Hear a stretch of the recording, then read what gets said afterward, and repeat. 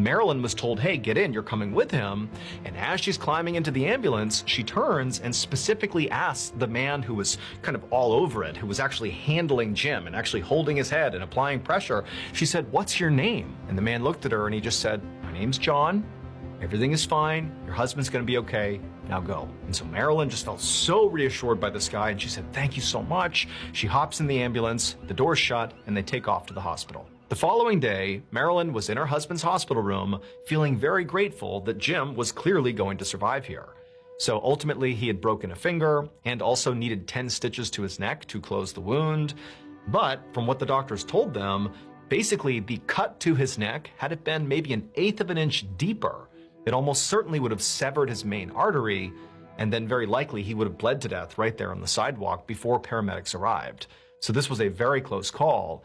But even without that deep of a penetration, the wound he sustained was still life-threatening, and the doctors told them that, because of the quick action of John and the other man who called 911, that very likely contributed to stabilizing him enough that he was able to get to the hospital and be saved. And so Marilyn and Jim, they can't believe this has happened, but they're so grateful to the medical team and also to the 2 men from yesterday, who they don't even know who they are. But Marilyn is determined that she needs to find these 2 men, John and the other guy, and thank them.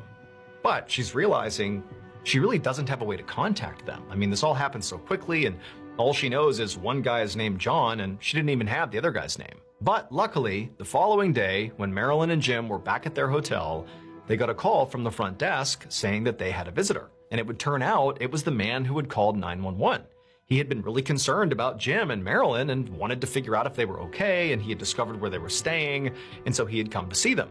And so Marilyn and Jim, they come down and they're so thankful, and they come to find out this guy is actually the owner of PJ O'Brien's pub, where they had gone to eat on the night Jim had fallen. And she's just saying, thank you so much. Without you, I don't know what would have happened.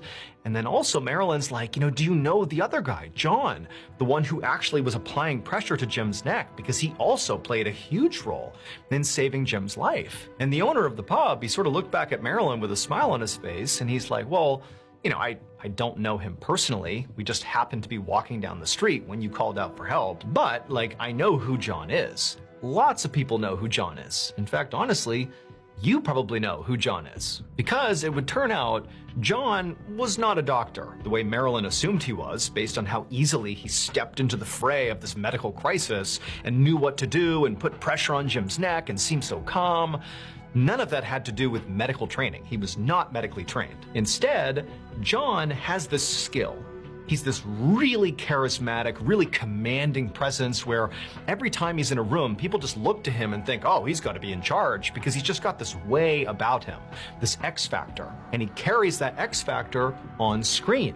Every role this guy plays in movies and TV shows, he is the leader. He is in charge, and it's so effortless because that's kind of his thing. And so from that day forward, Marilyn and Jim had a brand new favorite actor, John Malkovich, the multi-time award-winning actor who literally saved Jim's life.